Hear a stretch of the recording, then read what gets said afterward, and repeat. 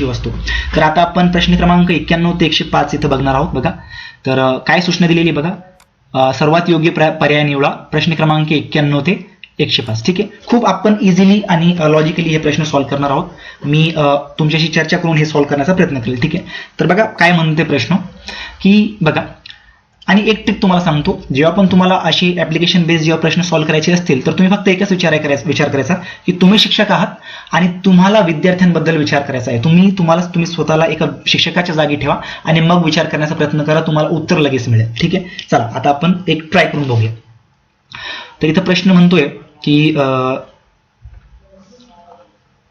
जेव्हा विद्यार्थी संवाद क्षमतेतून बोलण्याचा अर्थ कळायला लागतो तेव्हा समजाय की त्यांनी, म्हणजेच इथं विचारलंय की बुवा आपण काही चर्चा करतोय, दोन जण मोठी जण जर चर्चा करतोय आणि विद्यार्थी, फॉर एक्झाम्पल दोन टीचर किंवा दोन शिक्षक चर्चा करतायत कोणत्याही विषयासंदर्भात आणि त्यांच्या जवळ 21 कोणी विद्यार्थी उभा आहे आणि ते ऐकून बोलण्याचा अर्थ कळायला लागतो, म्हणजे की सर काय बोलत आहेत किंवा मॅडम काय बोलत आहेत, तर तेव्हा काय समजायचे. तर बघा पहिला ऑप्शन दिलाय त्यांनी की आपल्या अभ्यासक्रमाला लक्षात घेऊन शिक्षकांकडून शंका समाधान करून घ्यावी. ठीक आहे, म्हणजे काय करायला पाहिजे, म्हणजे काय समजून घ्यायला पाहिजे. दुसरं, नियमित शब्दकोश वापरावा, त्यामुळे शब्दांचा त्यांना नेमका अर्थ व वापर कळेल. ठीक आहे, हा पण ऑप्शन आपल्याला बरोबर वाटत नाही. तिसरा बघूया, माहितीची आदान प्रदान करावी, अर्थ समजून घ्यावे आणि आकलन सुलभतेसाठी नव्या शब्दांत मांडणी करावी. हा जो मुद्दा आहे हा थोडा काहीतरी बरोबर वाटतो. पुन्हा चौथा आपण बघून घेऊया. चौथा आहे बघा, व्याकरणाची मांडणी वापरावी. तर बघा पहिला पण इथं बरोबर होणार नाही, दुसरा पण होणार नाही, इथं तिसरा बरोबर होईल. त्याचं कारण असं आहे बघा की पर्याय म्हणजे बाकीचे पर्याय तर फक्त एक सिंगल तिथं आपल्याला प्रोसेस दिसते, पण इथं उत्तर क्रमांक 3 मध्ये बघा, ऑप्शन क्रमांक 3 मध्ये खूप साऱ्या प्रक्रिया दिलेल्या आहेत, जसं की माहितीचे आदान प्रदान करणे, अर्थ समजून घेणे आणि आकलन सुलभतेसाठी नव्या शब्दांत मांडणी करणे. तर आपल्या या प्रश्नाचं उत्तर पर्याय क्रमांक 3 हे बरोबर आहे. ठीक आहे, चला पुढे जाऊया. पुढचा प्रश्न आहे बघा की खालीलपैकी कोणते भाषिक कौशल्य क्रमानुरूप योग्य आहे. म्हणजे जेव्हा एक बाळ जन्माला येतं त्याच्यानंतर ते कसं कोणत्या पद्धतीने भाषेचं आकलन करतो हे इथं आपल्याला त्यांनी टप्पा कसा असेल हे आपल्याला त्यांनी इथं विचारलेलं आहे. तर बघा पहिला ऑप्शन म्हणतो की बोलणे, आधी तो बोलायला शिकतो, नंतर ऐकायला शिकतो, नंतर वाचायला लागतो, नंतर लिहायला लागतो. हे बिलकुल चुकीचं आहे, कारण बोलण्याआधी तो ऐकायचं करतो, त्याच्यामुळे इथं हा ऑप्शन कट झाला. ठीक आहे, दुसरा आहे ऐकणे, बरोबर, त्याच्यानंतर बोलणे असू शकतं, तिसरं आहे लिहिणे आणि चौथं आहे बघा वाचणे. तर बघा इथं काय आहे की पहिले तो ऐकायला लागला, बरोबर आहे, त्याच्यानंतर तो बोलायला लागला, बरोबर आहे, पण इथं तो आधी लिहिणार नाही, आधी तो इथं वाचेल, म्हणजे आधी तो वाचायला सुरुवात करेल, त्याच्यानंतर तो लिहायला सुरुवात करेल. ठीक आहे, तर मग हा पण मुद्दा इथं चुकलेला आहे.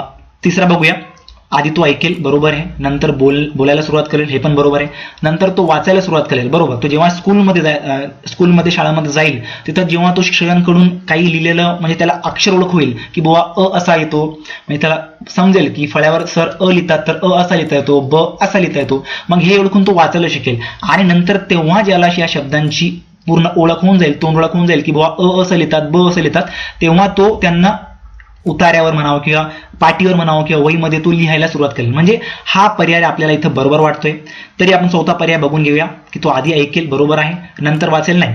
तो बोलण्याच्या आधी कसं काय वाचणार आहे हे तर चुकीचं आहे. म्हणजे पहिले बोलायला लागेल, बोलायला म्हणजे आईला आई म्हणायला लागेल, बाबांना बाबा म्हणायला लागेल, त्याच्यानंतरच तो स्कूलमध्ये जाईल आणि मग नंतर तो वाचायला सुरुवात करेल. त्याच्यामुळे हा पण साहजिकच प्रश्न ऑप्शन इथं कट होतो. त्याच्यामुळे या प्रश्नाचं उत्तर आपलं पर्याय क्रमांक 3 हे बरोबर आहे. चला पुढच्या प्रश्नाकडे जाऊया. खूप आपण इझिली आणि एक चर्चा करून हे प्रश्न सॉल्व्ह करण्याचा प्रयत्न करत आहोत आणि परीक्षा गृहामध्ये तुम्ही असं सॉल्व्ह करण्याचा प्रयत्न करा. खूप इझी आहे ही एक्झाम, खूप इझी आहे, काही डिफिकल्ट नाही 90 मार्क्स घेणं. ठीक आहे, भाषा विषयामध्ये मग तुम्ही 30 पैकी 27-26 मार्क घ्यायलाच पाहिजे, मराठी आपली मातृभाषा असल्यामुळे. ठीक आहे, चल बघा पुढे जाऊया. 93वा शब्द बघा, भाषा शिकणे हे अधिक सोयीस्कर झाले असते जर ते हे शिकले असते. ठीक आहे, आता कोणाबद्दल बोलता येते तर ही विद्यार्थ्यांबद्दल बोलता, म्हणजे भाषा त्यांना शिकण्यासाठी खूप इझी झाली असती जर त्यांनी आधी हे शिकले असते. तर बघा काय पर्याय आहेत, पर्याय वाचून घेऊया आपण. तर पहिला पर्याय म्हणतो भाषा वर्ग खोलीत नियंत्रित वातावरण निर्माण करणे. म्हणजे शिक्षकांनी जी भाषेची वर्गखोली असते, ठीक आहे, भाषेची जी वर्गखोली असते किंवा भाषेचा जेव्हा तास चालू असेल त्यांनी नियंत्रित खोलीत नियंत्रित वातावरण म्हणजे मुलांना नियंत्रित कंट्रोल करून बसवणे, हे ते, म्हणजे हा एक निगेटिव्ह इथं आपल्याला ऑप्शन वाटतो, त्याच्यामुळे हा आपोआप कट होईल. दुसरा बघूया, भाषा आपल्या अत्यंत जवळची बाब असून मातृभाषेला ती मजबूत करते. हा पण निगेटिव्ह आहे, म्हणजे पॉझिटिव्ह आहे तो, पण भाषा ही आपल्या अत्यंत जवळची बाब असून मातृभाषेला ती मजबूत करते ही इथं कुठेही मॅच होत नाही, ठीक आहे, त्याच्यामुळे हा पण ऑप्शन इथं कट होतोय. तिसरा बघूया, भाषा महाविद्यालयात प्रवेश मिळवण्यासाठी सहाय्यभूत ठरते. हे पण असं पण काही नाहीये, गरजेचंच नाहीये, त्याच्यामुळे हा पण ऑप्शन इथं कट होतो, निगेटिव्ह आहे. आणि चौथा मुद्दा बघूया आपण, भाषा आयुष्यातील मूल्य आणि उद्दिष्ट पूर्तीसाठी क्रियात्मक ठरते. हा एक पॉझिटिव्ह मुद्दा आहे इथे, तर आपलं उत्तर साहजिकच उत्तर ऑप्शन क्रमांक 4 हे असणार आहे. ठीक आहे, चला पुढचा आपण इथं बघूया प्रश्न. विद्यार्थ्यांना अपेक्षित उत्तरांच्या यादीतून योग्य उत्तरांची निवड करायचा उपक्रम दिला आहे, बरोबर. त्यांना ध्वनिफीत सुरू झाल्यावर अपेक्षित उत्तरांच्या नोंदीतून उत्तरे शोधायची आहे. अशा वेळी ध्वनिफीत सुरू होण्याआधी विद्यार्थ्यांची भूमिका काय ठरते? बघा, इथं मुलांना एक उपक्रम दिलेला आहे की अपेक्षित उत्तरांची यादी त्यांना शोधायची आहे, आणि ते कशातून शोधायची आहे तर ते ध्वनिफीत चालवलं जाईल टेपमध्ये, आणि त्या टेप ते ऐकून त्यांना ती उत्तरे शोधायची आहेत. तर विद्यार्थ्यांची भूमिका काय असेल आपल्याला इथे हे फाइंड आउट करायचं आहे. तर बघा, याच्यामध्ये पहिला ऑप्शन दिलाय बघा त्यांनी की अपेक्षित उत्तरांच्या नोंदीतून योग्य पर्याय सुचविणे. म्हणजे इथं सांगता येते की बुवा तिथं समजा 1, 2, 3, 4 असे 4 मुद्दे दिले आहेत. मुद्दा क्रमांक 1, मुद्दा क्रमांक 2, मुद्दा क्रमांक 3, मुद्दा क्रमांक 4, ते 4ही हे लिहून घ्यायचे आणि त्याच्यानंतर जे पण पर्याय आहे ते सुचविणे की बुवा सर मला असं वाटते की पर्याय क्रमांक 3 हे बरोबर आहे, किंवा मला असं वाटतं की पर्याय क्रमांक 4 हे बरोबर आहे. अशा प्रकारची त्यांनी एक दिलेले आहे. दुसरं त्यात ते म्हणतात की वस्तुस्थिती ओळखणे, हे चुकीचं वाटतंय आपल्याला. तिसरं म्हणता येते गृहीत गृहीत उत्तर तयार करणे. गृहीत उत्तर तो कधी तयार करेल विद्यार्थी? जेव्हा तो पूर्ण जे पण तो ध्वनिफितीमध्ये हे 4ही मुद्दे जो इथं तो ऐकतोय ते ऐकल्यावरच तो गृहीत उत्तर तयार करणार आहे. त्याच्यामुळे आपण डायरेक्ट याच्यावर येऊ शकत नाही किंवा याच्यावर पण आपण येऊ शकत नाही. आणि चौथा आहे गहाळ माहिती भरणे. गहाळ माहिती भरणे हे पण चुकीचं आहे, कारण जोपर्यंत तो उत्तर शोधणार नाही, म्हणजे पहिलीच प्रक्रिया तो पूर्ण करणार नाही, त्याच्यामुळे तो गहाळ माहिती शोधूच शकणार नाही ना. त्याच्यामुळे पर्याय क्रमांक हे हा इथं अगदी परफेक्टली बरोबर येतो. ठीक आहे, चला पुढे चालूया. बोलण्याच्या फायद्यासाठी विद्यार्थी भाषेचा आनंद घेतात. ठीक आहे, बोलण्याच्या फायद्यासाठी विद्यार्थी भाषेचा आनंद घेतात. हा उपक्रम अधिक प्रभावीपणे वापरला जाऊ शकतो केव्हा? ठीक आहे, चला ते आपल्याला विचारतात की बोलण्याच्या फायद्यासाठी म्हणजे जेव्हा विद्यार्थी बोलतो तर बोलताना तो भाषेचा आनंद घेऊ शकतो, मतलब भाषेचा आनंद घेता तो बोलू शकतो. आणि हा उपक्रम कधी प्रभावशाली होऊ शकतो हे आपल्याला सांगायचं आहे त्यांना. तर बघा 95 जो क्रमांक जो प्रश्न आहे त्याचे आपण उत्तर बघूया. बघा इथं म्हणतायत की शब्द संग्रहाचा वापर करण्याची विशेष यादी देऊन. बघा आपण विद्यार्थ्यांना अशा याद्या वगैरे दिल्या की बुवा तुम्हाला एवढं पाठ करायचं आहे, हे एक बर्डन स्वरूप होऊन जाईल, त्याच्यामुळे हा निगेटिव्ह वाटतो आपल्याला, हे कट झालं पाहिजे इथं. पुढे जर बघितलं आपण दुसरा, तर योग्य रचना आणि उच्चारासाठी वापरल्यास. फक्त योग्य रचना आणि उच्चारासाठी आपण भाषा कधीही वापरू शकणार नाही, कारण भाषा एक असं माध्यम आहे की आपल्या ज्या इमोशन्स असतात, आपले जे भावना असतात ते एकमेकांना पोहोचवण्यासाठी भाषेचा आपण वापर करतो. तर फक्त योग्य रचना आणि उच्चारासाठी आपण ती वापरू शकत नाही, त्याच्यामुळे हा पण एक निगेटिव्ह वाटतो इथं. पुढे जर बघितलं आपण बघा, तर लेखन व वाचनाच्या माध्यमातून, ठीक आहे, लेखन व वाचनाच्या माध्यमातून उपक्रमांत अडथळा आणण्यास. उपक्रमात अडथळा आणणे म्हणजे ही पण निगेटिव्ह गोष्ट आहे. इथं आपोआप निगेटिव्ह गोष्टी तर कट होत चालतात. हा खूप महत्त्वाचा ऍप्लिकेशन बेस्ड जे CDP चे बाल विकासाचे प्रश्न असतात त्याच्यात जे निगेटिव्ह क्वेश्चन असतात त्यांना आपल्याला कटच करावं लागतं, त्याच्यामुळे तेवढे मुद्दे आपण तिथले कट होतात. तर चौथ्या मुद्द्यामध्ये ते म्हणतायत की विद्यार्थ्यांच्या या उपक्रमाची उद्दिष्टपूर्ती होण्यासाठी त्यांना प्रेरित करून. हा बघा, हा मुद्दा खूप पॉझिटिव्ह आहे आणि हाच बरोबर आहे, कारण इथं म्हटलेलं आहे की विद्यार्थ्यांच्या या उपक्रमाची उद्दिष्टपूर्ती होण्यासाठी त्यांना प्रेरित करून. म्हणजे शिक्षकाने जर विद्यार्थ्यांना प्रेरित करण्याचं काम केलं, एका शिक्षकाने जर विद्यार्थ्यांना प्रेरित करण्याचं काम केलं की बुवा हो तुम्ही खूप चांगल्या प्रकारे हे करतायत, तर हा नक्कीच पॉझिटिव्ह अप्रोच असेल आणि आपल्याला हेच उत्तर बरोबर आहे. चला पुढे जाऊया आपण. मानवी विचार आणि मानवी संवाद यांना लिहिणे वाचणे या प्रक्रियेच्या माध्यमातून जोडण्याचा मार्ग म्हणजे लिहिणे लिहिणे आणि वाचणे या दोघांना काय जोडते बघा. तर पहिला बघू आपण भाषेचे उच्चारण. नाही, भाषेचे उच्चारण या दोघांना कधीही जोडू शकत नाही. भाषेचे भांडवल आणि विरामचिन्हे हे पण जोडू शकत नाही, हे फक्त लिहिण्यापुरते मर्यादित असेल. आणि उच्चारण आणि ताण हे फक्त वाचण्यासाठी संबंधित असेल. पण भाषेची व्याकरणीय रचना ही जी आहे तर हा मुद्दा बरोबर आहे, कारण भाषेची व्याकरणीय रचना आपण जेव्हा लिहितो किंवा त्याचा अभ्यास करतो तेव्हा आपल्याला लिहावे पण लागते आणि वाचावे पण लागते. त्याच्यामुळे दोन्हीची ही प्रक्रिया जी असते तर ह्या प्रक्रियेमुळे हे दोन्ही ज्या क्रिया आहेत यांना आपण जोडून लिहिणे आणि वाचणे दोन्ही क्रिया जोडून आपण ही भाषेची व्याकरणीय रचना करू शकतो. त्याच्यामुळे पर्याय क्रमांक 4 हे आपलं बरोबर उत्तर आहे. 97 क्रमांकाचा प्रश्न बघूया बघा. शिक्षकाने व्याकरणीय रचना व्हिडिओद्वारे समजावून सांगितली. विद्यार्थ्यांनी प्रभावी संवादासाठी व लिखाणासाठी व्याकरणीय रचनेचा उपयोग केला. पद्धत कोणती? ठीक आहे. तर 97 क्रमांकाचा जो प्रश्न आहे त्यांनी सांगितलं की एका शिक्षकाने व्याकरणीय रचना व्हिडिओद्वारे समजावून सांगितली विद्यार्थ्यांनी प्रभावी संवादासाठी व लिखाणासाठी व्याकरणीय रचनेचा उपयोग केला. पद्धत कोणती?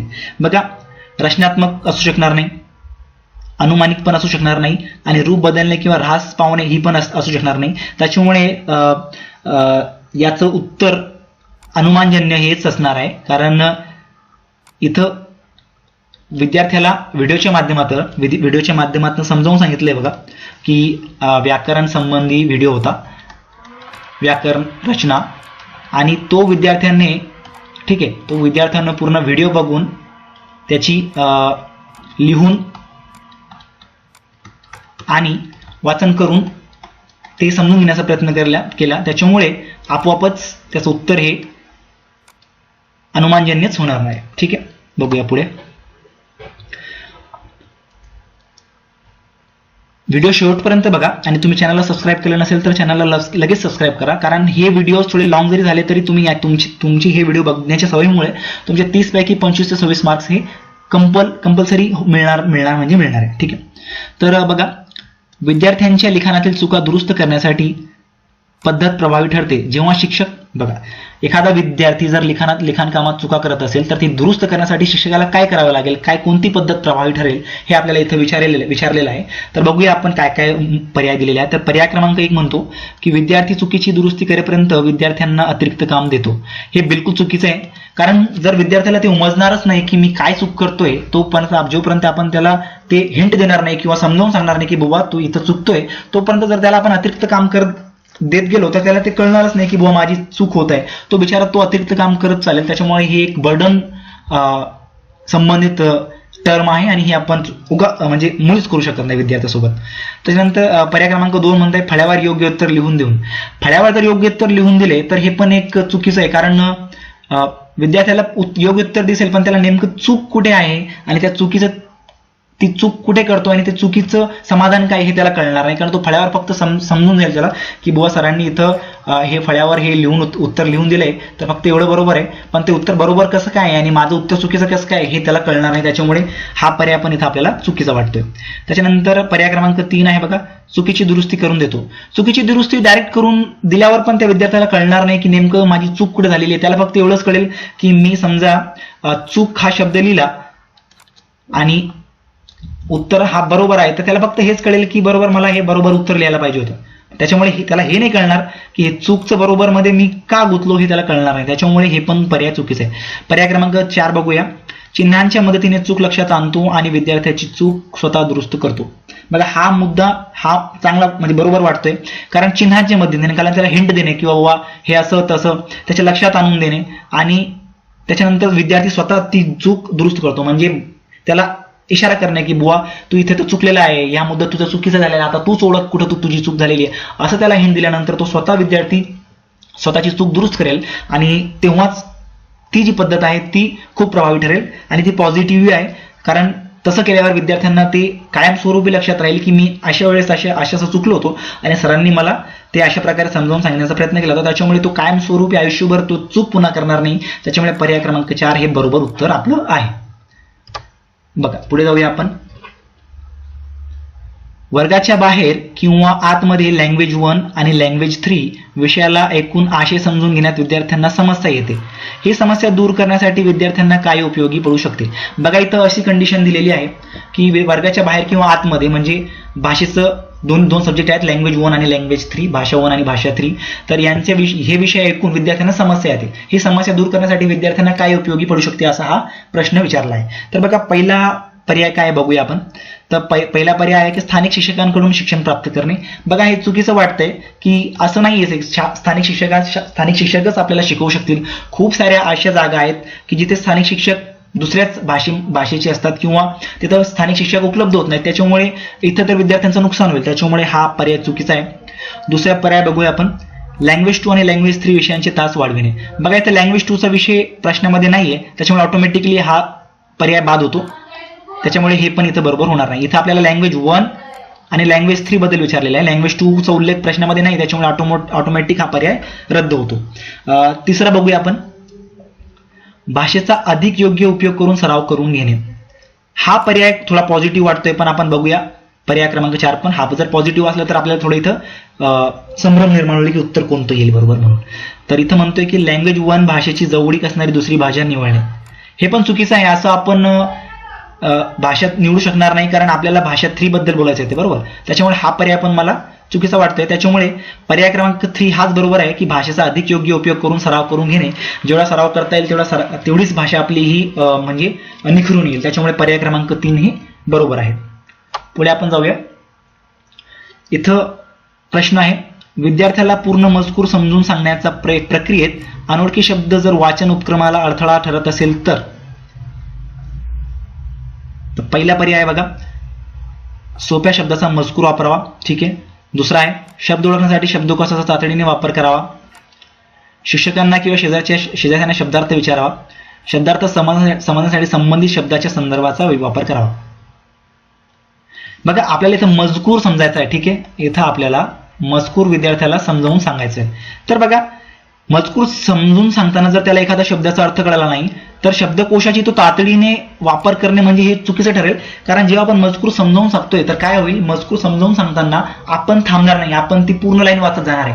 आणि तेवढ्या वेळेमध्ये जर त्या विद्यार्थ्याला एखादा शब्द कळाला नाही आणि तो शब्दकोश शोधत बसला की वा सरांनी हा शब्द आता उच्चारलाय आणि मी तो शोधतो नाही, त्याचा अर्थ समजून घेतो, तोपर्यंत सर खूप पुढे चालले जातील आणि त्या विचाराला तो शब्दांची अर्थ कळेपर्यंत सर खूप पुढे चालले जातील आणि मधले जे शब्द आहेत ऑटोमॅटिकली ते विद्यार्थ्याला ते ऐकायला येणार नाही म्हणावं किंवा त्याला जे सर बोलत होते तेव्हा त्याचं तर लक्ष तिथं गेलं नसल्यामुळे ते शब्द पूर्ण त्याचे निघून जातील. त्याच्यामुळे हा पर्याय चुकीचा आहे.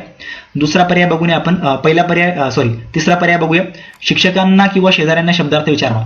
बघा तो जर विद्यार्थी मध्ये शिक्षकांना काही विचारेल तर मजकूर सांगताना शिक्षकांना अडचण येईल किंवा शेजारच्यांना जर तो प्रश्न विचारेल तर मग डिस्टर्ब होईल, त्या क्लासमध्ये डिस्टर्ब होईल. त्याच्यामुळे पर्याय क्रमांक 3 पण चुकीचा आहे. पर्याय क्रमांक 4 बघूया, शब्दार्थ समजण्यासाठी संबंधित शब्दाच्या संदर्भाचा वापर करावा. बघा खूप सारे शब्द असतात आणि केवढ्या संदर्भांचं आपण वाचन करणार आहोत, त्याच्यामुळे हे पण खूप लॉंग टर्म दिसते इथे. तर बघा हा पर्याय क्रमांक 1च खूप चांगला आणि बरोबर आहे की सोप्या शब्दांचा मजकूर वापरावा. म्हणजे असे शब्द वापरावे की जे विद्यार्थ्याला सहजरित्या समजायला पाहिजे. त्याच्यामुळे जेणेकरून त्याला जेव्हा पण शिक्षक मजकूर वाचून दाखवत असतील किंवा समजून सांगण्याचा प्रयत्न करत असतील तर जसा तो पुढे जात जाईल तसं त्या विद्यार्थ्याला ते शब्द समजत जाईल. त्याचं कारण असं असेल की ते शब्द सोपे शब्द असतील, इझी असतील, त्या शब्दांचा अर्थ त्या विद्यार्थ्याला कळालेला असेल, त्याच्यामुळे तिथं काही अडचण येणार नाही. तर पर्याय क्रमांक 1 आपले हे बरोबर आहे. पुढे बघूया, वाचनाच्या आकलनाचा वाचनाच्या आकलनाचा उच्च स्तर कशावरून दिसतो. पर्याय क्रमांक 1 आहे बघा, मजकुरातील विद्यार्थ्याचे स्वतःचे शब्द, प्रमुख शब्दांचे पूर्ण वाक्याचे पुनर्लेखन आणि मजकुरातील शब्दांचे वेगळे अर्थ शोधून काढणे. हा एक पर्याय आपल्याला बरोबर वाटतोय. तरी आपण पुढचे पर्याय बघून घेऊया. मजकुरातील मोजक्या व प्रमुख शब्दांचा वेगळा अर्थ लिहून काढल्याने. बघा मोजक्या आणि प्रमुख शब्दांचा अर्थ काढल्याने आपल्याला वाचनाच्या आकलनाचा उच्च स्तर इथं दिसत नाहीये. पर्याय क्रमांक 3 बघूया, विद्यार्थ्यांचे स्वतःचे शब्द आणि प्रमुख शब्दांचे पुनर्लेखन करून. नाही, विद्यार्थ्यांचे स्वतःचे शब्द पण आपण इथं पुनर्लेखन केले तर ते पुरेसे ठरणार नाही. हा पण निगेटिव्ह आहे. ठीक आहे. त्याच्यानंतर चौथा आहे बघा, विद्यार्थ्यांचे स्वतःचे शब्द मजकुरांतील अपूर्ण वाक्यांची पुनर्लेखन करून. हे पण बघा आपल्याला इथं बरोबर स्पष्ट होताना दिसत नाहीये. तर मुद्दा क्रमांक 1 जो आहे, पर्याय क्रमांक 1 तोच बरोबर वाटतोय, कारण तिथं स्वतःचे शब्द, प्रमुख शब्द आणि त्यांचे वाक्यांचे पुनर्लेखन आणि वेगळे शब्द ओळखून काढणे या सगळ्या बाबी इथं समाविष्ट आहेत. त्याच्यामुळे पर्याय क्रमांक 1 हा बरोबर उत्तर आहे. पुढे जाऊया. लिखाणाच्या समृद्धीची नोंद घेण्याचा पहिला दृष्टिकोन कोणता? बघा, लिखाणाच्या समृद्धीची नोंद घेण्याचा पहिला दृष्टिकोन कोणता असायला पाहिजे, तर आपण याचे पर्याय बघूया. 102 क्रमांकाचा जो प्रश्न आहे, तर बघा, व्याकरणीय रचना नाही, शब्द मर्यादा कारण ते महत्वपूर्ण आहे नाही, मजकुराची समर्पकता आणि त्याला मांडण्याची वेगळी कल्पनाशक्ती. बघा, हा पर्याय बरोबर वाटतोय. तरी चौथा बघून घ्या, लिहिणाऱ्यांच्या शब्दांचे सामर्थ्य. हा पण चुकीचा वाटतोय, हा पण चुकीचा वाटतोय, हा पण चुकीचा वाटतोय. पण पर्याय क्रमांक 3 हा बरोबर आहे, कारण मजकुराची समर्पकता आणि त्याला मांडण्याची वेगळी कल्पनाशक्ती या गोष्टी जर असेल तर लिखाणाच्या समृद्धीची नोंद घेण्याचा हा पहिला दृष्टिकोन असू शकतो. ठीक आहे. बघा, 103 नंबरचा प्रश्न बघूया. भाषा शिकताना व स्वतंत्रपणे अभ्यास करताना मोठ्या प्रमाणात संदर्भ आणि वाचन उपक्रमाची फलश्रुती देण्यासाठी कोणती मदत शिकणाऱ्यांसाठी संधी ठरते? बघा, 103 क्रमांकाचा प्रश्न आहे आणि पर्याय आहे बघा, दूरस्थ, तयार कार्यक्रम पत्रिका, संगणकीय मदत किंवा थेट आदेश. तर याचं उत्तर येईल बघा, संगणकीय मदत. ठीक आहे. त्याचं कारण असं आहे बघा की भाषा शिकताना आपल्याला फलश्रुती म्हणजे संगणक जर आपल्याकडे असेल, ठीक आहे, संगणक जर आपल्याकडे असेल तर साहजिक आहे आपल्याकडे आपण इंटरनेटचा वापर करू शकतो. इंटरनेट एक असे सोर्स आहे की जिथे माहितीचं आदान प्रदान होतं आणि खूप मोठा एक सोर्स असल्यामुळे आपल्याला मोठ्या प्रमाणात संदर्भ उपलब्ध होईल, मोठ्या प्रमाणात वाचनाची जे उपक्रम आहेत ते आपण ते करू शकतो. त्याच्यामुळे हा पर्याय बरोबर वाटतोय. त्याच्यामुळे पर्याय क्रमांक 3 हा बरोबर असेल आपला इथे. 104 क्रमांकाचा आपण इथं प्रश्न बघूया. स्वतःची भाषा बोलणारे विद्यार्थी आणि उद्दिष्टित म्हणजेच इंग्रजी भाषा शिकणारे विद्यार्थी असणाऱ्या द्विभाषिक वर्गात कोणता फायदा असतो? म्हणजे इथं एक तर आहे मातृभाषा, फॉर एक्झाम्पल आपली मातृभाषा मराठी, तर एक तर आहे मराठी बोलणारे विद्यार्थी काही आहेत, ठीक आहे, काही विद्यार्थी मराठी बोलणार आहेत आणि काही इंग्रजी शिकणारे विद्यार्थी आहेत. ठीक आहे, काही विद्यार्थी हे इंग्रजी शिकणारे आहेत. तर द्विभाषिक वर्गात म्हणजे ह्या दोन्ही भाषा ज्या वर्गात आहेत अशा द्विभाषिक वर्गात कोणता फायदा असतो? तर बघा, याचं जर आपण उत्तर शोधण्याचा प्रयत्न केला तर विद्यार्थी वर्गात कमी बोलल्याने गोंधळ कमी होतो. बघा, हे चुकीचं वाटतंय, कारण मराठीवाले मराठी बोलतील, इंग्रजीवाले इंग्रजी बोलतील, त्याच्यामुळे कमी बोलण्याचा इथं प्रश्नच येत नाही. जरी ते कमी बोलले तरी गोंधळ काही कमी होण्याचं काही कारण नाही, कारण विद्यार्थी एकमेकांना समजून घेतात.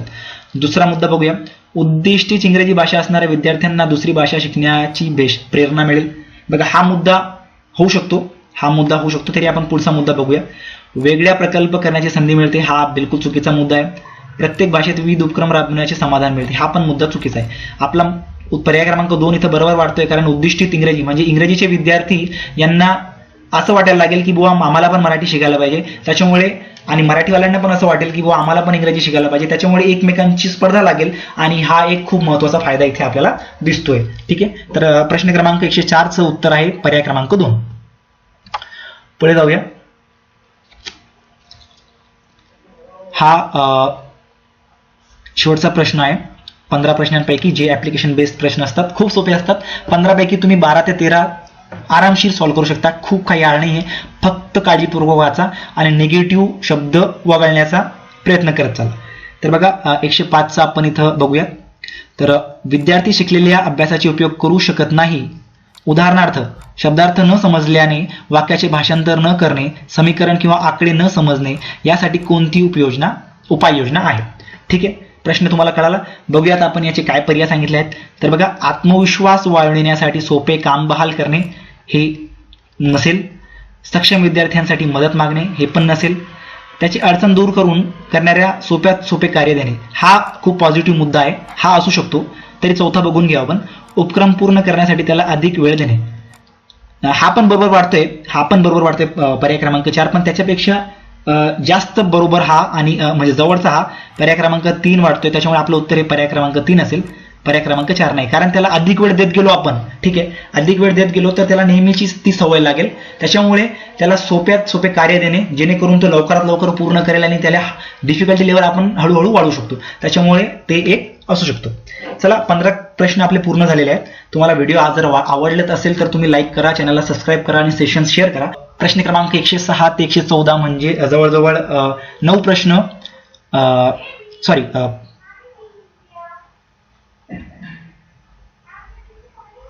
8 ते 9 प्रश्न हे आपले 8 प्रश्न उतार्यावर आहेत आणि तो उतार्यावरचे प्रश्न आपण इथं सॉल्व्ह करणार आहोत. बघा, तुम्हाला स्क्रीनवर उतारा दिसत असेल, मी तुम्हाला इथे उतारा वाचून दाखवणार नाही, तुम्ही वाटल्यास पाऊस करून तो उतारा वाचा आणि प्रश्न सॉल्व्ह करण्याचा प्रयत्न करा. मी डायरेक्ट उत्तर सांगतो, कारण आपण पूर्ण उतारा वाचायला गेलो तर आपल्याला खूप वेळ होऊन जाईल. तर बघा, इथे विचारलेलं आहे की चंद्राला पृथ्वीचा काय संबोधतात, म्हणजे चंद्र हा पृथ्वीचा काय आहे. तर आपण बघा, कवीचा कल्पनाविलास हा लगेच इथं बाद होतो हा पर्याय. त्याचं कारण असं आहे की हा उतारा आहे आणि उतारा हा लेखक लिहित असतो, कवी नाही. त्याच्यामुळे या पर्यायाचं आपल्या उतार्याशी काही संबंध नाही, त्याच्यामुळे हे ऑटोमॅटिकली इथून कट होऊन जातो. ठीक आहे, इथं आपण याला कट करून देऊ. ठीक आहे, पर्याय क्रमांक 2 म्हणतो पृथ्वीचा उपग्रह. बघा, हा पर्याय बरोबर असू शकतो, तरी आपण पुढे बघूया. ससाच्या डाग असणारा ग्रह, हा जो उल्लेख आहे तो या पॅरेग्राफ मध्ये दिला आहे. बघा, इथं चंद्रावरचा काळा ससा असं इथे एक उल्लेख केलेला आहे पॅरेग्राफ मध्ये, पण इथं तो आपण घेऊ शकत नाही, त्याच्यामुळे हा पण पर्याय बाद होतो. आणि पृथ्वीचा मामा हा पण पर्याय बरोबर नाही, कारण हे पृथ्वीचा मामा नसतो, तो चंदा मामा म्हणतो आपण त्याला, पण पृथ्वीचा नसतो, तो पृथ्वीचा भाऊ आहे असं आपण त्याला ग्रह धरतो. तो एक कल्पनात्मक आहे, त्याच्यामुळे हा पण पर्याय चुकीचा आहे. एक शास्त्रीयरित्या जर जे बरोबर पर्याय असेल तर तो पर्याय क्रमांक 2 इथं असेल, कारण आपण चंद्राला पृथ्वीचा उपग्रह म्हणतो आणि म्हणतो कशाला, तर तो आहेच, त्याच्यामुळे आपण त्याला पृथ्वीचा उपग्रह म्हणतो. त्याच्यामुळे एक प्रश्न क्रमांक 106 उत्तर हा पर्याय क्रमांक 2 असेल. पुढे जाऊया. तर इथं प्रश्न आहे बघा, उतार्यातील लिखाण कोणत्या शैलीतील आहे. बघा, खूप साऱ्या शैली असतात, त्याच्यापैकी हा जो उतारा आहे तो कोणत्या शैलीतला आहे असं विचारलेला आहे. तुम्ही हा उतारा वाचलाच असाल, तुम्ही उत्तर गेस करण्याचा प्रयत्न करा, तरी आपण सांगण्याचा प्रयत्न करतो. बघा, विनोदी तर हा अजिबात उतारा नाहीये, माहितीपूर्ण पण नाहीये, साहसी पण नाहीये, पण साहित्यिक आहे. बघा, या उतार्याची जी रचना आहे ती साहित्यिक आहे, विनोदी नाहीये, माहितीपूर्ण नाहीये, साहसी पण नाहीये, तर साहित्यिक आहे. म्हणजे साहित्य जसं आपण लिखाण करतो त्या प्रकारे हे साहित्याच्या शैलीमध्ये लिहिलेलं आहे. त्याच्यामुळे प्रश्न क्रमांक 107चं उत्तर आपलं असेल पर्याय क्रमांक 4. पुढे जाऊया प्रश्न क्रमांक 8 कडे. इथं आपल्या टेलिग्रामच्या लोगोमुळे प्रश्न झाकला गेलेला आहे, काही हरकत नाही, मी वाचून दाखवतो. लेखक कुठे बसून चंद्रदर्शनाचा आनंद घेत आहे. बघा, या पॅरेग्राफमध्ये, या उतार्यामध्ये लेखक कुठेतरी बसलेला आहे आणि तिथून तो चंद्राचं दर्शन घेऊन त्या चंद्राबद्दल काहीतरी बोलतोय. तर नेमकं तो कुठे बसला आहे इथं आपल्याला विचारलेलं आहे. बघा, तर पर्याय क्रमांक 1 मध्ये सांगितलंय बघा, अंगणात, छतावर, शेतावर किंवा शेकोटीच्या बाजूला. तर तुम्हाला मी सांगू इच्छितो की अशा वेळी अंगणात मोकळ्यावर खुर्च्या टाकून मजेत गप्पे करण्याचे किती आनंद असतो हे अनुभवाशिवाय कळालेच नाही. नेहमीप्रमाणे त्या दिवशी आम्ही गप्पा करायला बसलो होतो. म्हणजेच लेखक इथं अंगणामध्ये बसलेला आहे आणि इथं त्यांनी स्पष्ट सांगितलंय की अंगणात बसलो असून, तर आपलं उत्तर असेल अंगणात. प्रश्न क्रमांक 108चं उत्तर. पुढे जाऊया प्रश्न क्रमांक 109 कडे.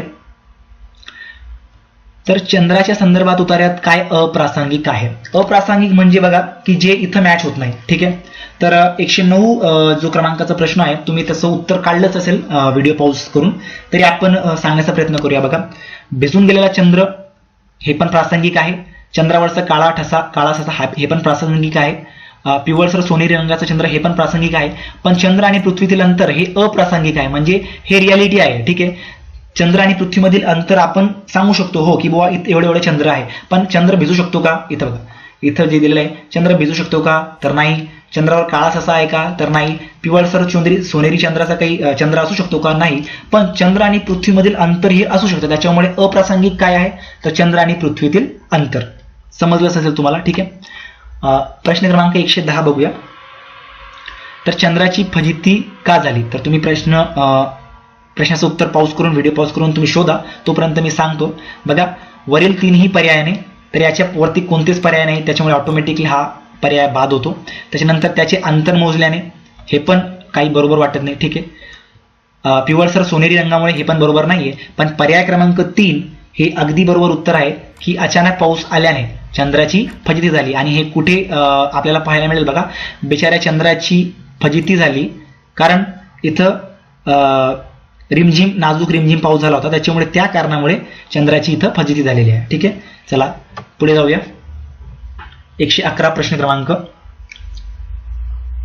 चंद्र आणि सूर्य याची शास्त्रीय माहिती कशात आहे? हा जो प्रश्न आहे तो या उतार्याशी रिलेटेड आहे, फक्त चंद्राबद्दल विचारलेलं आहे. तर बघा, चंद्राचं जी शास्त्रीय माहिती आहे ती पंचांगामध्ये पण नसते, ती पंचांगामध्ये पण नसते, साहित्यामध्ये पण नसते किंवा सिनेमामध्ये पण नसते. ती कुठे असते तर ती भूगोलात आहे. ठीक आहे, शास्त्रीय माहिती भूगोलात असेल, त्याच्यामुळे चंद्र आणि सूर्य यांची शास्त्रीय माहिती भूगोलामध्ये आपल्याला मिळेल. ठीक आहे, पुढे जाऊया. लेखकाला त्या गृहस्थाबद्दल खंत का वाटते? म्हणजे या उतार्यामध्ये लेखक आहेत आणि एक गृहस्थ पण आहेत ज्याच्याबद्दल लेखक बोलत असतो, तर त्या गृहस्थाबद्दल लेखकाला का खंत वाटत असते हे इथं बघूया आपण. तर इथं दिलंय बघा, या गोष्टीला बरेच दिवस झाले परंतु त्या गृहस्थाची आठवण माझ्या घरात माझ्या मनात अगदी घर करून आहे. खरेच त्या गृहस्थाला मोतीच्या सृष्टीतले आणि जीवनातले सौंदर्य टिपून घेता येत असेल का, की सगळ्याच गोष्टीवर आपल्या तर्काचे शास्त्र तो चालवित असेल? त्या दिवशी आम्हा सगळ्यांना त्याने मूर्खात काढले. तर अशा प्रकारे बघा, हे तुम्ही वाचलं असेल तर इथं आपलं उत्तर असेल प्रश्न क्रमांक 112चं पर्याय क्रमांक 4. तर सृष्टीतील सौंदर्यापासून तो अनभिज्ञ आहे. जसं लेखक इथं अंगणात बसून मजा घेतोय सृष्टीच्या सौंदर्याची, तसं तो घेऊ शकत नाही, त्याच्यामुळे तो अनभिज्ञ आहे.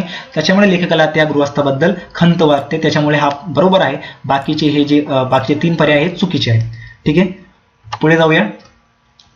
तर इथं बघा विचारलंय की खालीलपैकी कोणता पर्याय समर्पक नाही? ठीक आहे, खालीलपैकी कोणता पर्याय समर्पक नाही?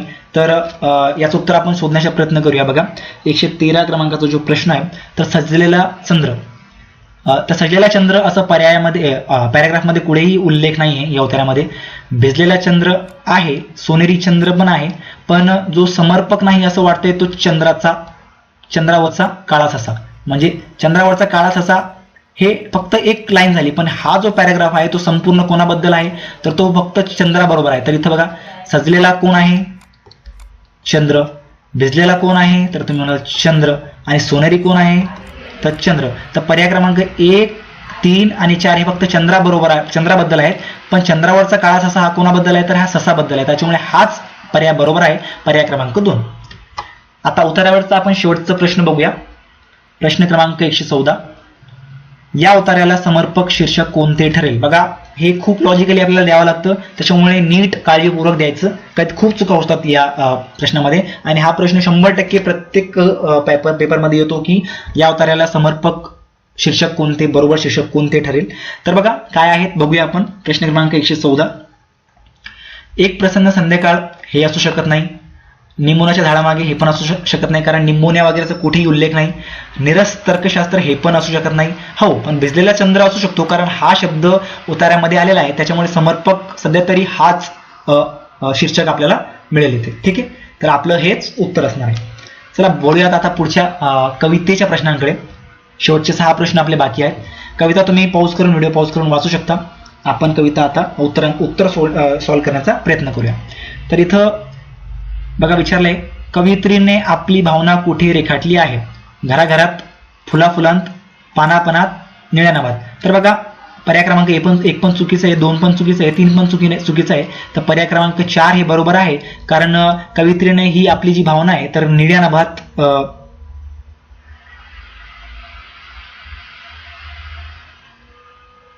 नभात त्याने रेखाटलेली आहे. बघा, ठीक आहे, इथं मी तुम्हाला दाखवतो कुठे निळ्या नभात येतं. हे बघा, तुला मला न ठाऊके निळ्या नभात रेखली, उरी भरून राहिले फुलांत येतल्या. बघा, निळ्या नभात रेखली आणि आपल्याला रेखाटलेली हे विचारलेलं आहे, त्याच्यामुळे पर्याय क्रमांक 4 हे आपलं बरोबर आहे.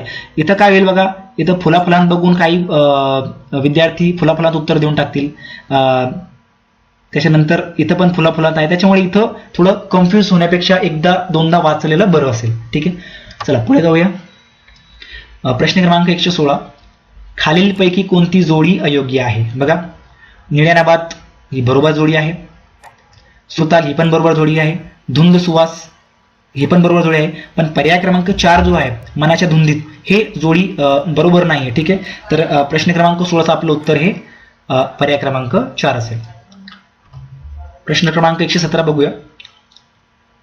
तृण शब्दाचा अर्थ डॅश आहे. बघा, तृण शब्दाचा अर्थ काळी कचरा नाही, चारा पण नाहीये, तणकट पण नाहीये, परंतु गवत हा तृण शब्दाचा पर्यायी शब्द आहे, समानार्थी शब्द आहे. ठीक आहे, तर इथं पर्याय क्रमांक 4 हे आपलं बरोबर उत्तर असेल.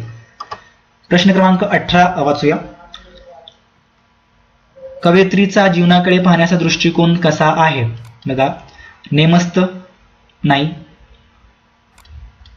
आशावादी हो आशावादी आहे, निराशावादी नाही, तटस्थ पण नाही. तर पर्याय क्रमांक 2 हे आपलं उत्तर आहे, आशावादी. ठीक आहे, ही जी कविता आहे तर ही कविता एक आशावादी आहे, म्हणजे पॉझिटिव्ह आहे, मोटिवेशनल आहे, त्याच्यामुळे पर्याय क्रमांक 2 हे आपलं उत्तर इथं ठरणार आहे. पुढे जाऊया. प्रश्न क्रमांक 119. अबोल राहुनी अबोध गुज सांगते यावडीचा अर्थ काय? तर बघा काय, काही न बोलता हवे तेच कळविणे, काही न बोलता केवळ खुणावणे, फक्त ओठांची हालचाल करणे, आवाज न करता स्पर्शातून कळविणे. बघा, आवाज न करता स्पर्शातून कळविणे हे अजिबात होऊ शकत नाही. फक्त ओठांची हालचाल करणे हे पण अजिबात होऊ शकत नाही. काही न बोलता केवळ खुणावणे हे पण अजिबात होऊ शकत नाही. तर याचं उत्तर होईल बघा, काही न बोलता हवे ते कळविणे, म्हणजे फक्त एक भावनेद्वारे किंवा इमोशन्सद्वारे हे कळविणे, म्हणजेच हे पर्याय क्रमांक आपलं 1 बरोबर असणार आहे. शेवटचा प्रश्न बघूया आपण. प्रश्न क्रमांक 120. या कवितेला समर्पक शीर्षक कोणते? फुलाफुलांतील गीत नाही, नसू शकतं. अबोल गीत नाही, हसरे गीत नाही. तर असेन मी नसेन मी हे बिलकुल परफेक्टली या शीर्षकाला, या कवितेला शीर्षक सूट होतो. त्याचं कारण असे की कवितेची सुरुवातच असेन मी नसेन मी या शब्दांपासून झालेली आहे, त्याच्यामुळे साहजिकच आहे की हे मॅच करेल. ठीक आहे, तर आजच्या व्हिडिओमध्ये फक्त एवढंच. आपण इथं मराठी भाषा 1 जर तुम्ही मराठी घेतली असेल, पेपर 1 असो किंवा 2 असो, हा व्हिडिओ तुमच्यासाठी खूप महत्त्वपूर्ण ठरणार आहे. अजून तुम्हाला खूप सारे व्हिडिओज याच चॅनलवर येत असतील. रेग्युलरली रोजचा मी एक व्हिडिओ टाकणार आहे, आणि नेमकी एवढीच प्रॅक्टिस जरी तुम्ही केली PYQ ची, तर तुम्ही आरामशीर 30 पैकी 25-26 मार्क्स हे घेऊ शकता. तरी सर्वांना विनंती आहे, आता पण जर आपण चॅनलला सबस्क्राईब केलं नसेल तर चॅनलला सबस्क्राईब करा, आपल्या टेलिग्राम चॅनलला जॉईन करा, जेणेकरून तुम्हाला ही PDF तिथे मिळेल. डिस्क्रिप्शन बॉक्समध्ये लिंक दिलेली आहे, तिथून तुम्हाला डिस्क्रिप्शन बॉक्समध्ये लिंक जरी नाही मिळाली तर टेलिग्रामवर फक्त एक्झाम युती एवढं सर्च करा. एक्झाम युती ऑफिशियल म्हणून आपलं चॅनल येईल, एकच चॅनल आहे, तेवढं जॉईन करा, आणि तिथे तुम्हाला सगळ्या PDF किंवा जी पण माहिती असेल ती मिळत जाईल. ठीक आहे, तर आजच्या व्हिडिओमध्ये फक्त एवढंच. धन्यवाद. पहिला प्रश्न आहे बघा, सूचना इथे दिलेली आहे.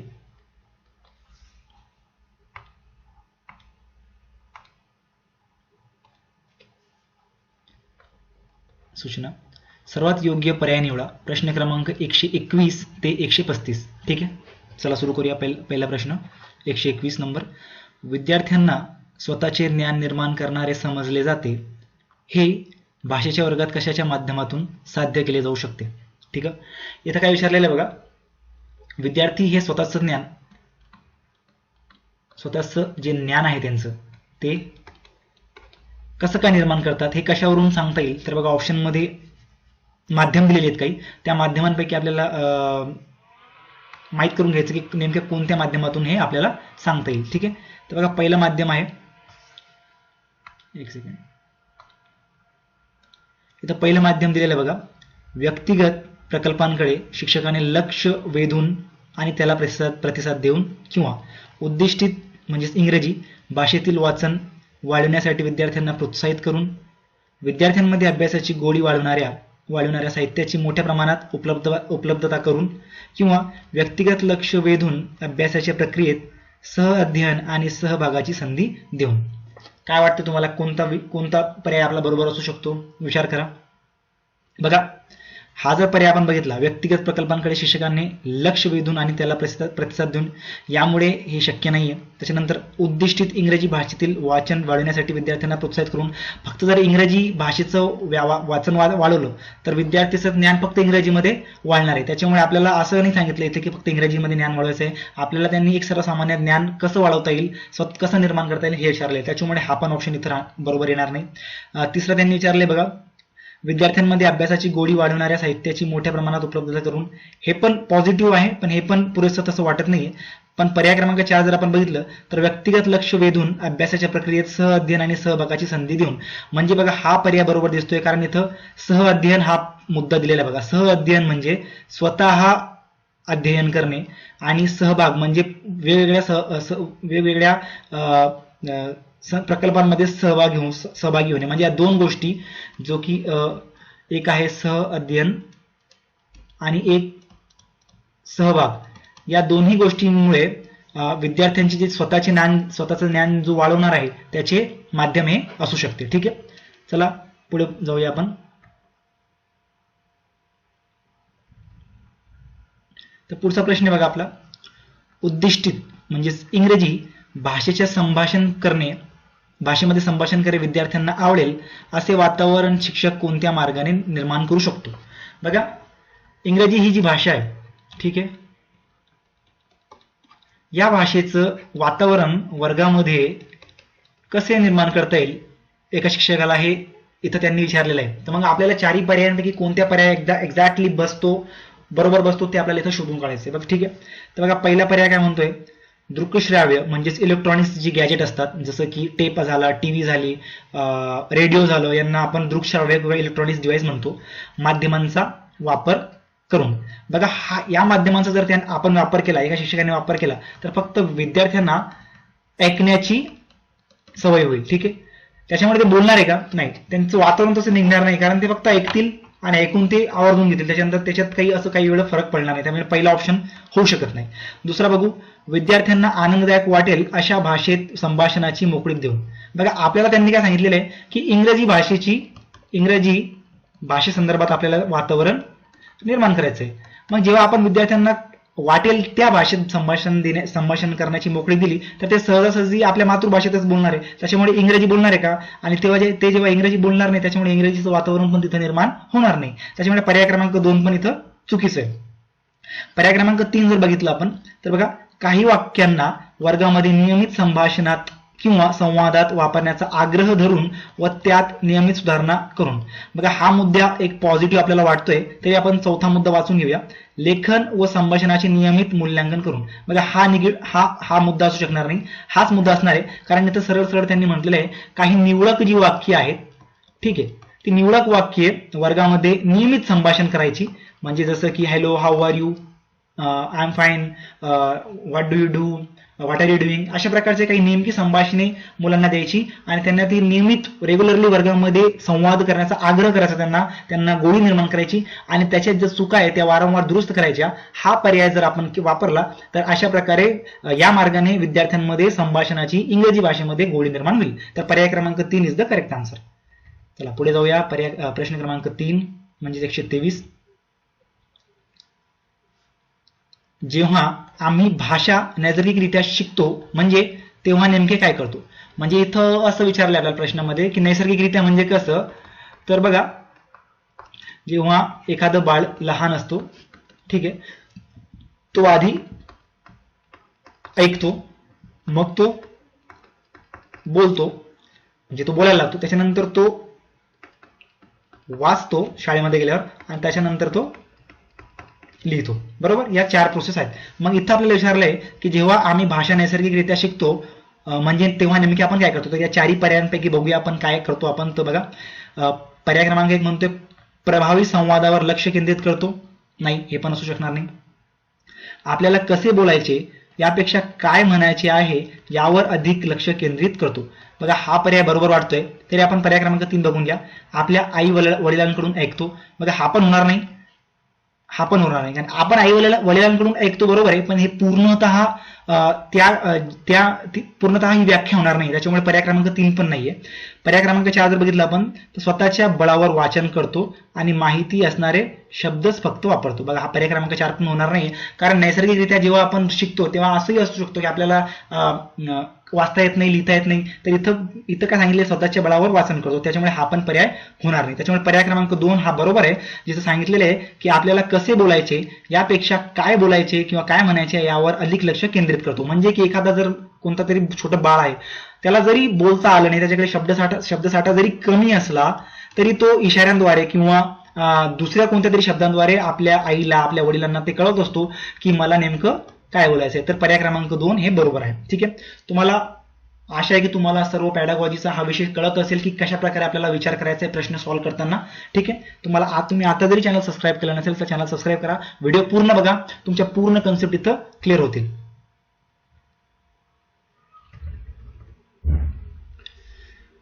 प्रश्न क्रमांक 4, ध्वनिमुद्रिका ऐकून विद्यार्थ्यांना नोंदी घ्यायला सांगणे या उपक्रमाला काय म्हणाल? पर्याय क्रमांक 1 अर्थ लावणे, पर्याय क्रमांक 2 माहितीचे हस्तांतरण, पर्याय क्रमांक 3 वर्तविणे, भाकीत वर्तविणे किंवा पर्याय क्रमांक 4 आठवण्याची प्रक्रिया. बघा अर्थ लावणे, ध्वनिमुद्रिका आधी समजून घ्या. ध्वनिमुद्रिका म्हणजे कोणतीही व्हॉइस रेकॉर्डिंग, म्हणजे काही शैक्षणिक व्हॉइस रेकॉर्डिंग असतील त्यांना आपण ध्वनिमुद्रिका म्हणूया. ठीक आहे, जर एखादा विद्यार्थी ध्वनिमुद्रिका ऐकत असेल तर तो अर्थ लावणार आहे का? नाही, तो अर्थ लावणार नाही. तो काही भाकीत करणार आहे का? नाही, तो भाकीतही करणार नाही. आठवण्याची प्रक्रिया करणार आहे का? हो, आठवण्याची प्रक्रिया करणार नाही. पण तो काय करणार आहे बघा, इथं तो माहितीचे हस्तांतरण करणार आहे. म्हणजे काय करणार आहे तर बघा, ही व्हॉइस रेकॉर्डिंग ऐकून तो माहिती आपल्या मेंदूमध्येच स्थानांतरण करेल, त्यालाच आपण माहितीचे हस्तांतरण म्हणतो. त्याच्यामुळे या उपक्रमाला माहितीचे स्थानांतरण पर्याय क्रमांक 2 असे म्हणतात. चला जाऊया पुढच्या प्रश्नाकडे. त्याच्यापैकी सर्वांना विनंती आहे की आपण जर आपल्या टेलिग्राम ग्रुप जॉईन केला नसेल, टेलिग्राम चॅनल जॉईन केलं नसेल तर आपल्या डिस्क्रिप्शन बॉक्समध्ये लिंक दिलेली, तिथे जाऊन तुम्ही जॉईन करू शकता. सर्व आपल्या ज्या क्लासेस होतात सीटीटीच्या, त्याच्या सर्व क्लासच्या नोट्स मी तिथं अपलोड करतो, तिथं टाकतो. त्याच्यानंतर तुम्हाला जर लिंक मिळाली नसेल तर तुम्ही टेलिग्रामवर जाऊन डायरेक्टली एक्झाम युती असं सर्च केलं तर तुम्हाला इथं एक्झाम युती ऑफिशियल आपल्या चॅनलचं पहिल्याच पानावर येईल, तिथं तुम्ही जॉईन करू शकता. ठीक आहे, चला पुढे जाऊया.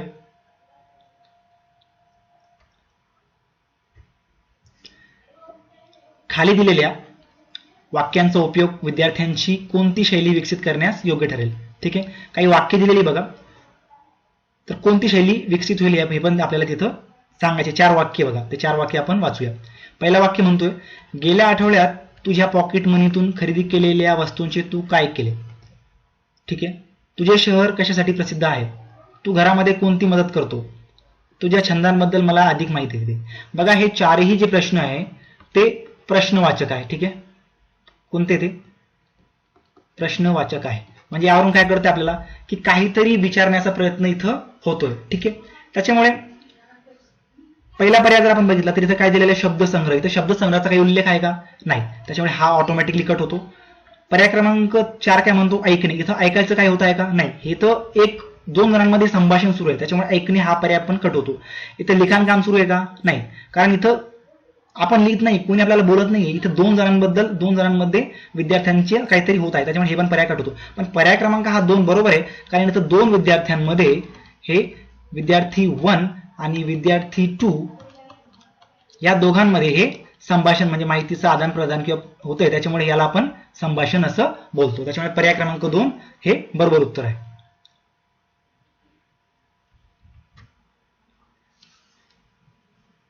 व्याकरण आणि भाषाशास्त्र विद्यार्थ्याने शिकायला सुरुवात केल्यावर त्यांना काय कळायला लागते? बघा इथं प्रश्न विचारलाय आपल्याला की एखाद्या विद्यार्थ्याने जर व्याकरणाचा अभ्यास सुरू केला तर नेमकं त्याला काय कळायला सुरुवात होते? तर बघा पहिला पर्याय बघूया आपण. व्याकरण शिकण्याला सर्वाधिक महत्त्व दिले पाहिजे असं काही नाही, त्याच्यामुळे पर्याय क्रमांक 1 हा कट होतो. व्याकरण हे प्राथमिक संभाषण कलेसाठी आवश्यक आहे असंही काही नाही, विना व्याकरणही आपण संभाषण करू शकतो. ठीक आहे. तिसरं, लिखाणाच्या शैलीला व्याकरण प्रभावित करते. हो, व्याकरण लिखाणाच्या शैलीला प्रभावित करू शकत नाही, कारण लिखाणाची शैली ही वेगळी. म्हणजे मला व्याकरण माहित नाहीये, ठीक आहे, मला व्याकरणाचं काही माहित नाही, पण मला जर असं लिहिलेलं दिसलंय की मराठी तर मी मराठी असंच लिहिणार आहे. मला हिंदी लिहायचं असेल तर मी हिंदी असंच लिहिणार आहे. म्हणजे व्याकरणाचा याच्यावर काही फरक पडणार आहे का? नाही. त्याच्यामुळे पर्याय क्रमांक 3 पण बरोबर नाही. पण पर्याय क्रमांक 4 बघू आपण. ही बाब संभाषणासाठी आवश्यक असून यामुळे आपल्या संभाषण कौशल्यात भर पडते. पर्याय क्रमांक 4 हे एकदम बरोबर आहे. जसं की मला जर विचारायचं असेल की मला परीक्षेत किती मार्क्स पडले, इथं प्रश्नचिन्ह आहे. आता मला जर व्याकरणाचं काहीच माहित नसेल तर मी कसं मिळेल मला परीक्षेत किती मार्क पडले, म्हणजे इथं काही व्यवस्थित नीट कळते का आपल्याला नेमकं आपल्याला काय म्हणायचंय? नाही ना. जर आपल्याला व्यवस्थित व्याकरणाबद्दल माहिती असेल तर बघा इथं मला परीक्षेत किती मार्क्स पडलेत म्हणजे प्रश्नचिन्हाचा आपण बरोबर वापर करायला लावू, अनुस्वाराचा बरोबर वापर करायला लावू, कॉमाचा बरोबर वापर करायला लावू, सेमी कॉलमचा बरोबर वापर करायला लावू. त्याच्यामुळे हे सर्व आपल्याला व्याकरणामुळे शक्य होतं. त्याच्यामुळे आपण संभाषण कौशल्य आपलं हे चांगलं करू शकतो. ठीक आहे. चला प्रश्न क्रमांक 27 127 म्हणजेच 7. ठीक आहे. अनेक विद्यार्थ्यांसाठी लिहिणे ही किचकट आणि आव्हानात्मक क्रिया ठरते. त्यामुळे शिक्षकांनी प्रथम कशाकडे लक्ष द्यावे? इथे विचारलंय की बघा एखाद्या विद्यार्थ्याला लिखाण काम करताना त्रास होत असेल, ठीक आहे, किंवा त्याला तो जमत नसेल तर एखाद्या शिक्षकाने काय करायला पाहिजे? ठीक आहे, इथं आपल्याला विचारलंय. बघूयात आपण काय पर्यायांमध्ये. तर संभाषणासाठी आवश्यक ठरणाऱ्या व्याकरणाच्या संज्ञा दुरुस्त करण्यावर भर द्यावा. ठीक आहे. दुसरं बघूया. व्याकरणीय रचनेसाठी सरावाचे आयोजन करावे. व्याकरणीय अचूकतेपेक्षा उद्दिष्टित इंग्रजी भाषेबद्दल विद्यार्थ्यांमध्ये आत्मविश्वास निर्माण करावा. बघा फक्त एक इंग्रजी भाषेचा इथं विषय दिलेला नाही, त्याच्यामुळे हा पर्याय कट होतो. सोप्यात सोपे गृहपाठ द्यावे, व्याकरणाचा कमी गृहपाठ द्यावा. बघा हे पण इथं बरोबर ठरणार नाही. पर्याय क्रमांक 2 बघूया. व्याकरण रचनेसाठी सरावाचे आयोजन करावे.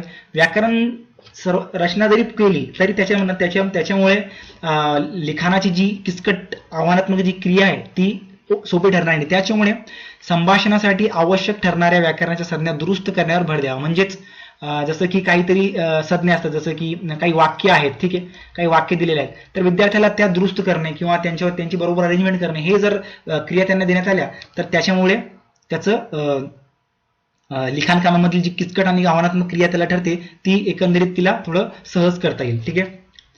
बघा पुढे जाऊया.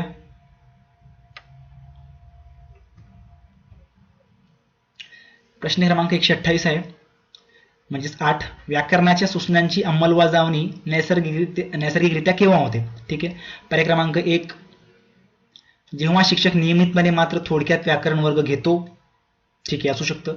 जेव्हा विद्यार्थी आपल्या लिखाणातील किंवा संभाषणातील चुका स्वतः दुरुस्त करतो व त्या पुन्हा वापरतो.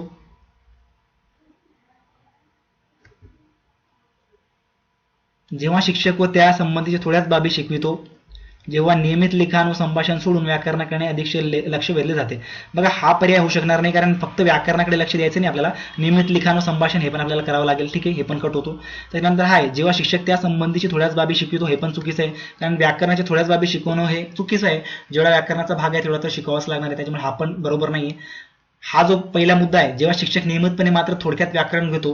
बघा नियमितपणे घेणे हे बरोबर आहे, पण थोडक्यात घेणे चुकीचे आहे, कारण जर आपण थोडक्यात व्याकरण घेत असलो तर एकंदरीत मग एकदा खूप सारा सिलेबस हा बाकी असेल, त्याच्यामुळे लोड येईल विद्यार्थ्यांवर, एखादं दडपण येईल, त्याच्यामुळे हे पण पर्याय बरोबर नाही. तर आपला पर्याय क्रमांक 2 हा बरोबर आहे, की जेव्हा विद्यार्थी आपल्या लिखाणातील किंवा संभाषणातील चुका स्वतः दुरुस्त करतो व त्या पुन्हा वापरतो. इथं पुन्हा वापरत नाहीये, इथं त्या पुन्हा करत नाही असं आहे. ठीक आहे, म्हणजे तो ज्या चुका करतो त्याच्यामुळे तो चुका जो ते आढळून येतात त्याला तो करत नाही, त्याच्यामुळे पर्याय क्रमांक 2 हा आपलं बरोबर उत्तर आहे. ठीक आहे. प्रश्न क्रमांक 9. भाषा शिकण्याच्या संदर्भातील समस्यांवर चर्चा करताना भाषाशास्त्र समजून घेण्यासाठी सर्वाधिक योग्य अभ्यासाच्या पद्धतीचा पर्याय कोणता असेल? बघा भाषा जी शिकायची, समजा एखादी भाषा जर आपल्याला ग्रहण करायची किंवा शिकायची आहे, ठीक आहे, तर ती शिकण्यासाठी भाषाशास्त्र समजून घेण्यासाठी सर्वाधिक योग्य अभ्यासाची पद्धत कोणती आहे हे आपल्याला इथं विचारलंय. तर बघा 9व्या क्रमांकाच्या प्रश्नाचं उत्तर आपलं काय असेल? लक्ष केंद्रित वाचन असेल का? नाही. तर उच्च स्वरात वाचन असेल का? तर नाही. शांततेतलं वाचन असेल का? नाही.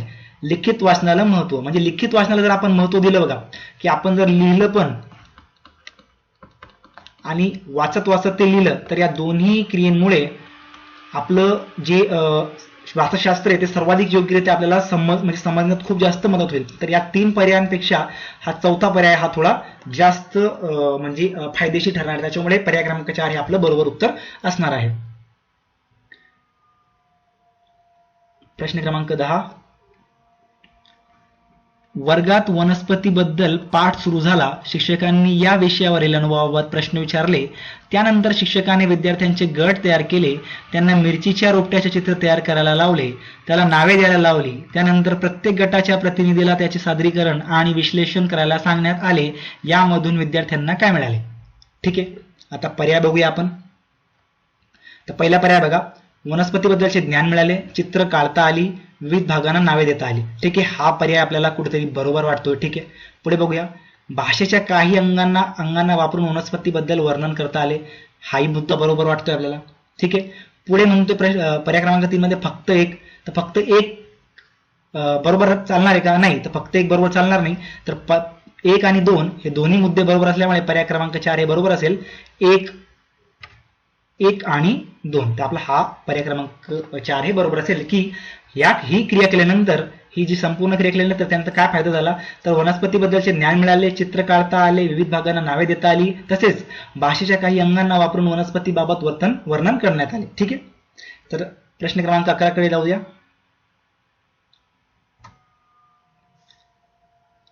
गद्य वाचनापेक्षा कविता वाचन हा वेगळा अनुभव असतो, कारण विद्यार्थ्यांना यातून खालीलपैकी काय अभिव्यक्त करायचे असते? ठीक आहे, तर काय पहिला पर्याय, अभिव्यक्तीची अधिक प्रशंसा आणि कवीच्या संदेशांचे विश्लेषण करता येणे, किंवा अधिक बौद्धिक अर्थ लावायचा असतो, किंवा त्यातून उमगणाऱ्या अर्थांना भावनिकतेतून प्रतिसाद द्यायचा असतो, किंवा भावनिक प्रतिसादांमुळे अधिक बौद्धिक क्षमतेने भावार्थ समजून घेता येतो. तर काय वाटतं तुम्हाला? तर बघा, हे पण पर्याय बरोबर असणार नाही. अधिक बौद्धिकचा अर्थ लावायचा असतो हे पण बरोबर ठरणार नाही. त्यातून उमगणाऱ्या अर्थाला भावनिकतेतून प्रतिसाद द्यायचा असतो हे पण बरोबर नाही, कारण भावनिकतेतूनच प्रतिसाद द्यायचा असं काही म्हणजे असं नसतं. ठीक आहे, आणि पर्याय क्रमांक 4 म्हणतोय की भावनिक प्रतिसादांमध्ये अधिक बौद्धिक क्षमतेने भावार्थ समजून घेता येतो. तर पर्याय क्रमांक 4 हा आपला बरोबर उत्तर आहे. ठीक आहे, चला पुढे जाऊया.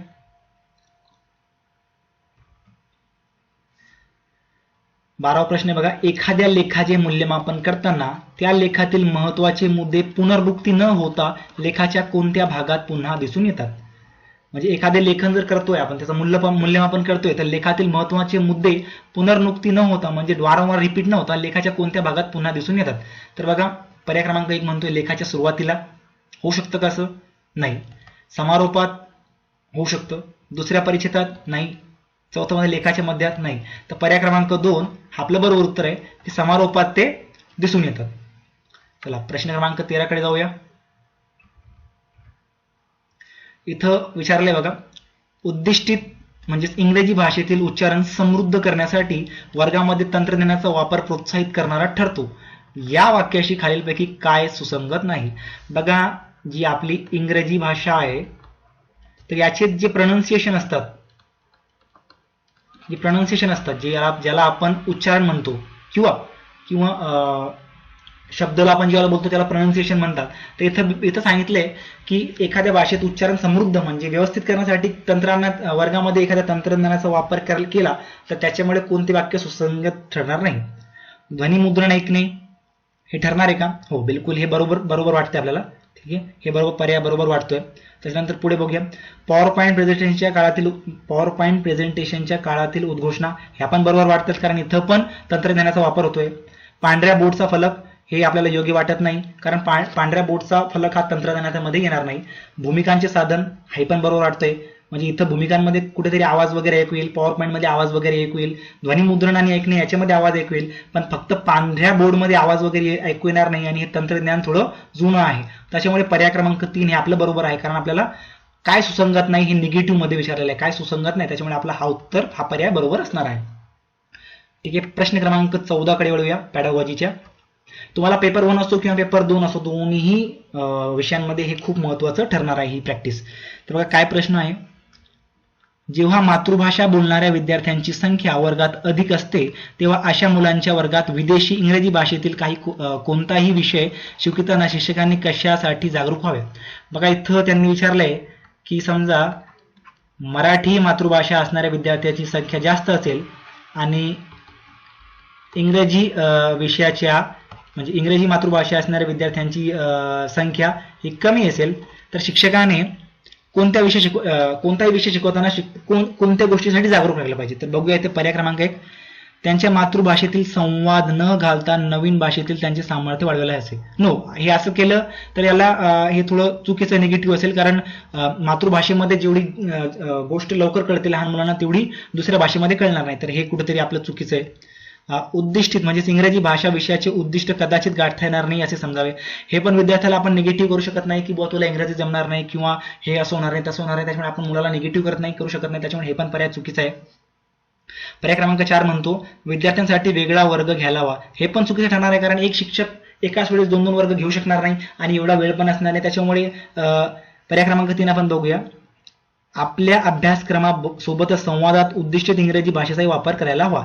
हा पर्याय अगदी बरोबर वाटतोय, कारण मराठीमध्ये शिकवता शिकवता इंग्रजीमध्येही सांगणे, जेणेकरून ज्या विद्यार्थ्यांची संख्या जास्त आहे किंवा ज्यांची कमी आहे त्या दोघांनाही त्याचा फायदा होईल. दोन्ही भाषा एका सोबतच घेऊन चालायचे, जेणेकरून दोघांचा फायदा त्या विद्यार्थ्यांना होईल. त्याच्यामुळे पर्याय क्रमांक 3 हे आपलं बरोबर उत्तर असणार आहे. चला पुढे जाऊया शेवटच्या प्रश्नावर आजच्या व्हिडिओच्या. शब्दसाठ्याच्या कमतरतेमुळे विद्यार्थ्यांना लिखाण करताना स्वतःला बरोबर व्यक्त करता येत नाही. यावर यशस्वी उपाययोजना पुढील प्रमाणे आहे. बघा, जर काही विद्यार्थ्यांना शब्दांचा वापर करता आला नाही समजा किंवा त्यांना पूर्णतः ते बोलता आलं नाही, तर अशा वेळेस काय करावं लागेल की जेणेकरून उपाययोजना यशस्वी ठरतील. तर बघा, पहिला पर्याय बघूया आपण. विशेष वर्ग घेऊन काही शब्दांचा सराव नियमित कालावधीनंतर करून घ्यावा. नाही, हे करणं थोडं चुकीचं असणार आहे, त्याच्यामुळे खूप वेळ वाया जाईल. दुसरा पर्याय बघूया. विद्यार्थ्यांना अवांतर वाचण्यासाठी प्रोत्साहित करताना नवे शब्द शिकण्याकडे त्यांचे लक्ष वेधावे. हा पर्याय कुठेतरी बरोबर वाटतंय, तरी आपण पुढची पर्याय बघूया. विद्यार्थ्यांच्या क्षमतेनुरूप त्यांना बदलून विषय घ्यावा. हा पर्याय चुकीचा आहे, कारण जर सर्वांच्या क्षमतेनुरूप आपण त्यांना अभ्यास वगैरे विषय बदलून दिला तर सर्व विद्यार्थी वेगवेगळ्या क्षेत्रामध्ये म्हणजे वेगवेगळ्या क्षेत्रात हे होतील आणि मग एकंदरीत क्लासचं जे मॅनेजमेंट आहे ते चुकून जाईल. पुढे बघूया. काही शब्द व त्यांचे अर्थ पाठांतरासाठी व वाक्य उपयोगासाठी द्यावे. हे पण चुकीचं ठरणार आहे, कारण आपण हे लिमिटेड सोर्स वगैरे देऊन नेहमी त्याच्यासाठी वेळ आपण जास्त हे करू शकत नाही. त्याच्यामुळे पर्याय क्रमांक 2 हा सगळ्यात बरोबर वाटतोय. तर हा पण बरोबर वाटतोय पर्याय क्रमांक 4, पण याच्यापेक्षा जास्त हा वाटतोय, कारण विद्यार्थ्यांना अवांतर वाचनासाठी प्रोत्साहित करताना नवे शब्द शिक्षणाकडे त्यांचे लक्ष वेधावे. त्याच्यामुळे काय होईल की विद्यार्थी घरी जरी असला तरी अवांतर वाचन केल्यामुळे त्याला नेमकं गोळी वाटेल आणि अवांतर वाचन केल्यामुळे त्याला शब्दसाठा त्याचा वाढेल आणि एकंदरीत शब्दसाठा लिखाण काम करताना त्यावर तो बरोबर तो तिथं चुका करणार नाही. ठीक आहे. तर